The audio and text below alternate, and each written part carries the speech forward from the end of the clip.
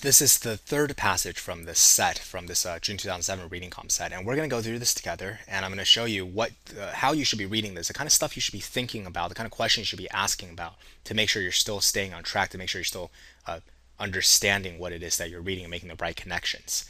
So a lot of these lessons, just want to warn you, a lot of these lessons, I know you guys haven't gone through the full reading comprehension curriculum that we have, so a lot of these lessons might be a little hard to digest at first, but I'll try to make my best to ease you into it. So we have the World Wide Web, which is a network electronically produced, interconnected, or linked sites called pages that are accessible via personal computers, raises legal issues about the rights of owners of intellectual property, notably those who create documents for inclusion on the web. So very, very long first sentence, probably already loses you because you just kind of don't care about this stuff. So anyway, that's a common trick. You just got to care about what you're reading.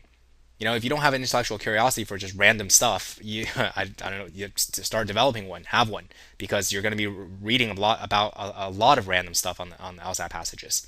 Okay, so that's one, but mechanically, look at how the sentence is broken up. First, notice that they use a lot of embedded clauses. They say World Wide Web. And what's a World Wide Web? Well, it's a network of electronically produced interconnected sites, and they're called pages that are accessible via personal computers. All this stuff, it's just sort of really descriptive of what the World Wide Web is. Like, okay, after they tell you all this, now they say, oh, here's the predicate verb, the World Wide Web.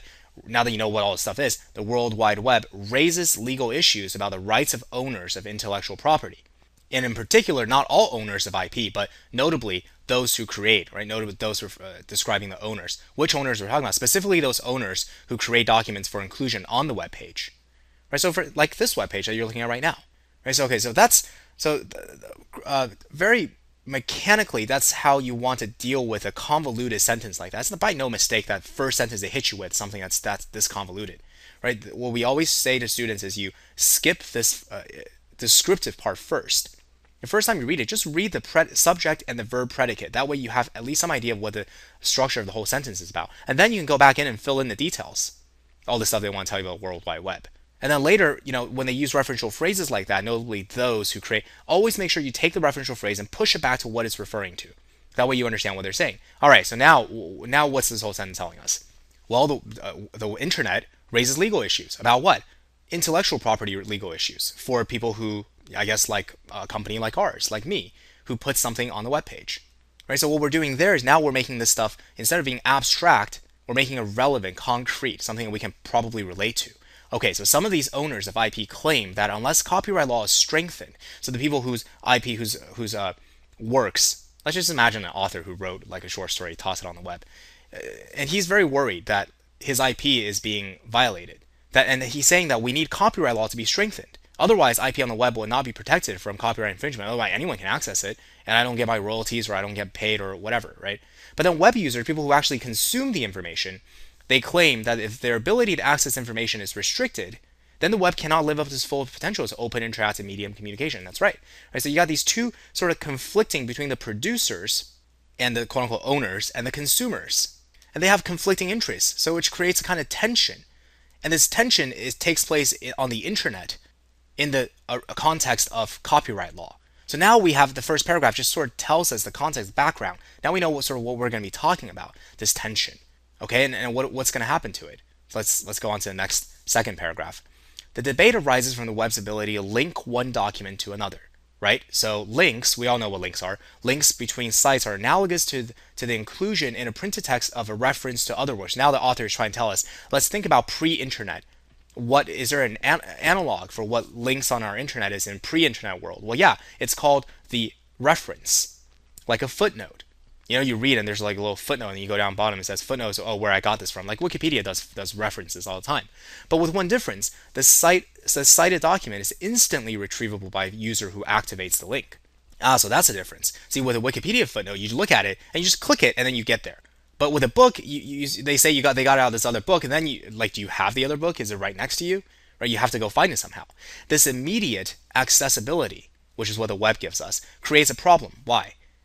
Because current copyright laws give owners of intellectual property the right to sue a distributor of unauthorized copies of their material, even if that distributor did not personally make the copies. So our current copyright law, as it stands, it allows someone who owns intellectual property, allows an author, let's say, to sue a distributor who distributes unauthorized copies. So let's say the author observes someone just passing out copies of their material on the street.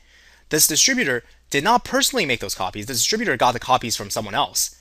But that doesn't matter. Just the act of passing it out renders this distributor liable to being sued by the author.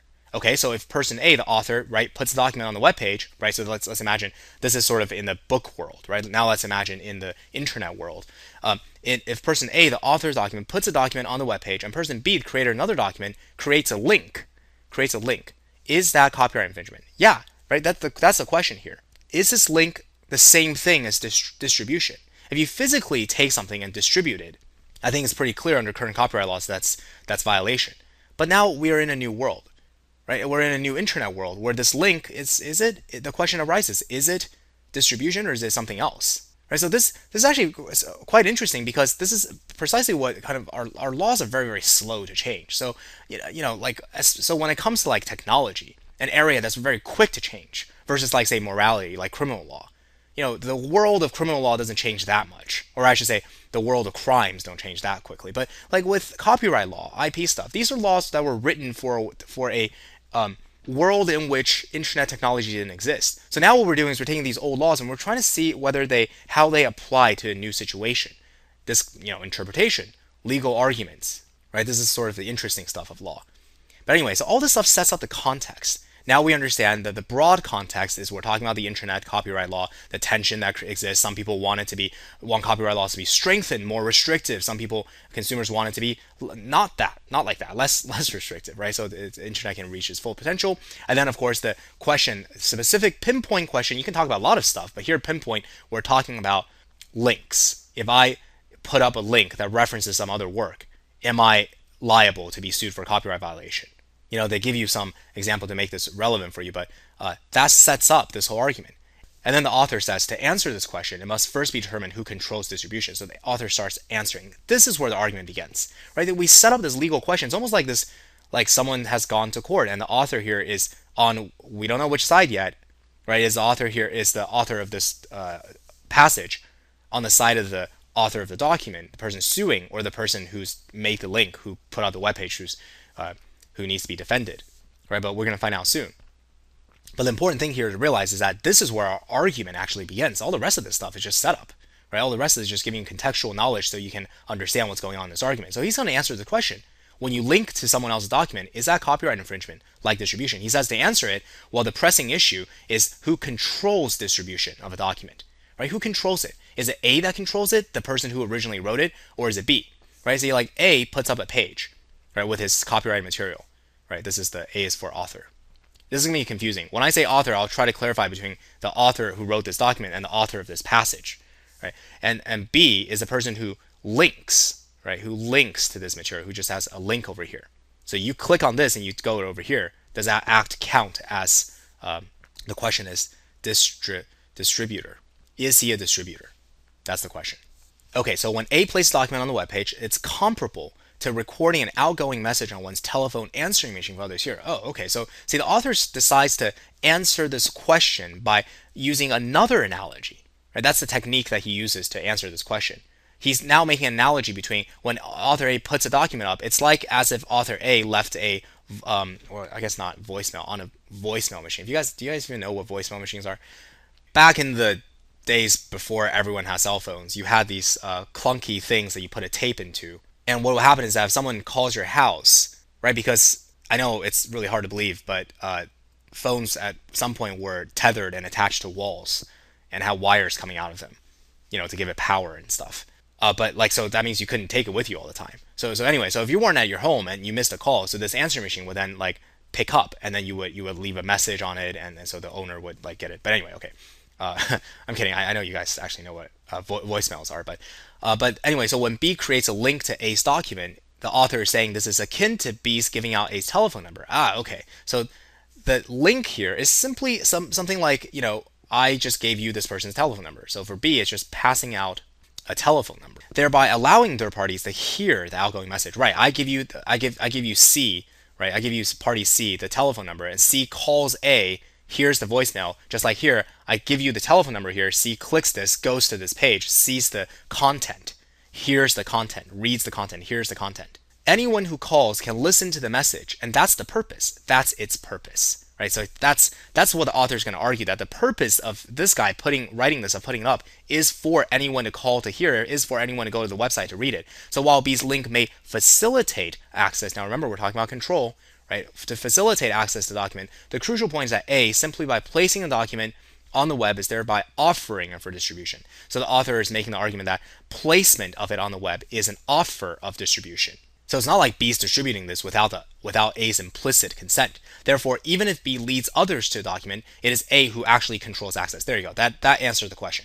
Right? So you don't want to forget that the whole paragraph began with a question: who controls the distribution? So we're saying it's A actually that controls it.